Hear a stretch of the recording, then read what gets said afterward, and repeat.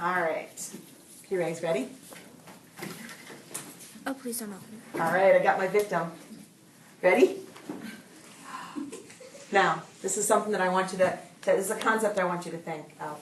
It's called being reactive. Where someone shakes you up and you explode. And it feels really good in the moment, doesn't it?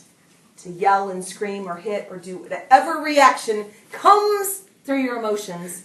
It's pretty sticky, it's pretty messy to clean up. And while everybody wants to be there for the explosion, nobody wants to be there to clean up the mess. True? The other concept is this concept. Randy's not really jolting back anymore. Why? Because what do you know about this? It's not going to explode. So being proactive is thinking before you act. Whoa. Thinking before you act, and staying calm. Okay? So, there's been a lot of, I have a couple decades on you, and I have to tell you that I put my foot in my mouth plenty of times. I've gotten in trouble as a teenager, as a child, as a wife, as a mother. I've gotten in trouble as a professional before. And it's messy to clean up. It's just messy, and you're going to be in those same spots.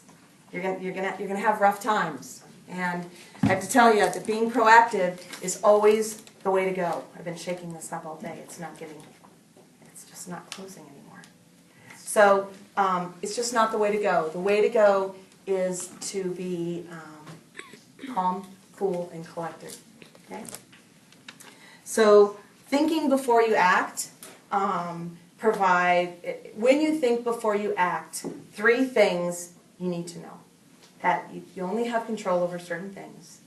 That you actually have different language when you're proactive and thinking before you act. And that when you do have those hurdles or those bumps in the road, you're better able to handle those challenges.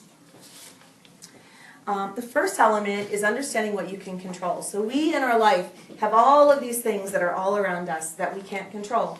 We can't control where we were born, and we can't control the weather. We can't control how somebody reacts to us. We can't control what's served in the cafeteria. We can't control when our parents come home and don't have their job anymore. We can't control when somebody gets in an accident or who gets cancer. We can't control those things. What we can control is one thing. 100% of the time, we have the ability to control our attitude. And if we can own that and understand that how we react to others, I mean, it's just whatever else is going on. I have a student that comes in the classroom, and he gets all upset, and he's making noise, and he's slamming his desk down, and he comes in late, and he's got to leave 3 times. I have a choice. I can blow up at him, get things all messy. I can take an eye for an eye. He's going to get mad at me. I'm going to get mad at him. Be a lot to clean up, don't you think? Yeah. Or I can react this way. Okay? I can think that probably whatever's going on with this kid probably has nothing to do with me. Right? And so I can remain calm.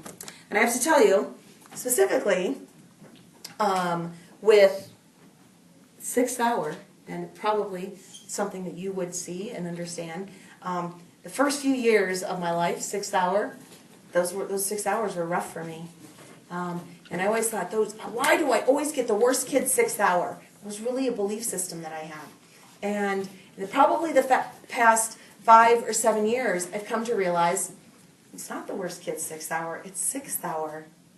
It doesn't matter where you are in life, in your job. That last hour of babysitting, that last hour working a shift at McDonald's, that last hour at any job that you have is the hardest because you just want to go home. And so it's not about the people or the kids, it's just about that last hour of work. So I decide the only thing I can control is my attitude. So I decide that this is how I'm going to be. Okay? I used to, when I was first teaching, this is how I was. I was very reactive last hour. Okay? All right.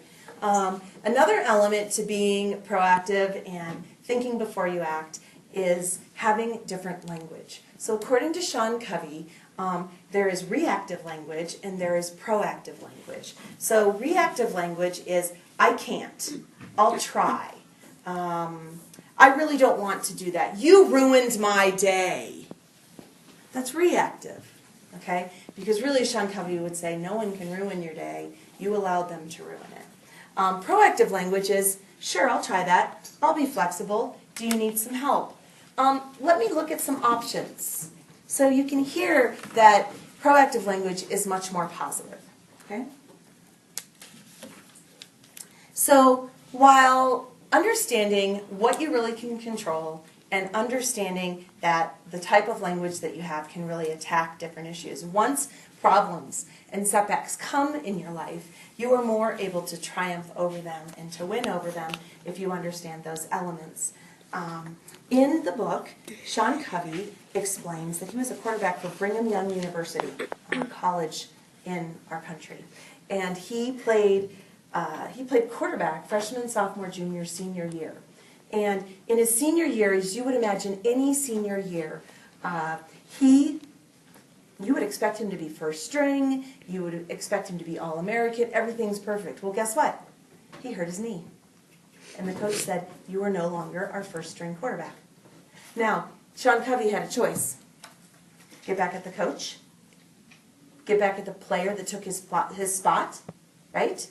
Blow up, make it a big thing, or find a new role, work to help the team win, and what he ended up doing was training. He kind of became the coach of the new quarterback.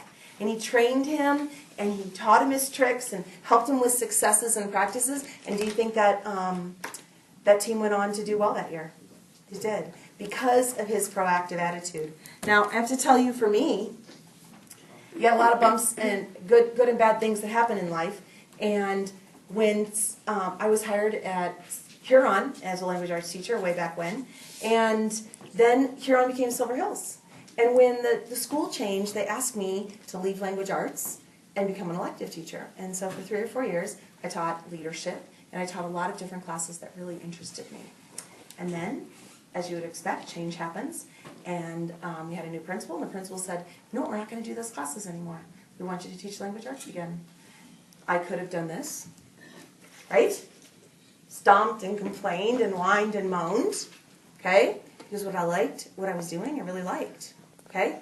But life happens, you know? You've got your path in life, and you think you're in control of it, and you really aren't. And then the older you get, the more you know. So you've got to, the more productive is, okay, this is where I'm going. I don't know why I'm coming back here, but there's got to be a reason. That's proactive language, okay? And taking it on, and every year I continue to try to find new ways to be a good teacher and bring new learning and keep kids interested. And so that's proactive, okay? And so we can't control everything. We can control how we handle things. We can control reaction to what is thrown upon us, whether it's good or bad. Our future, it's open for us to create. We won't necessarily, it won't be created the way we predict it will be. But that future is there for us. And it may take you to go this way and this way and this way when all you really want to do is take a straight shot. But if it's something that's passionate about, you want to keep that positive, proactive attitude and make that decision for yourself.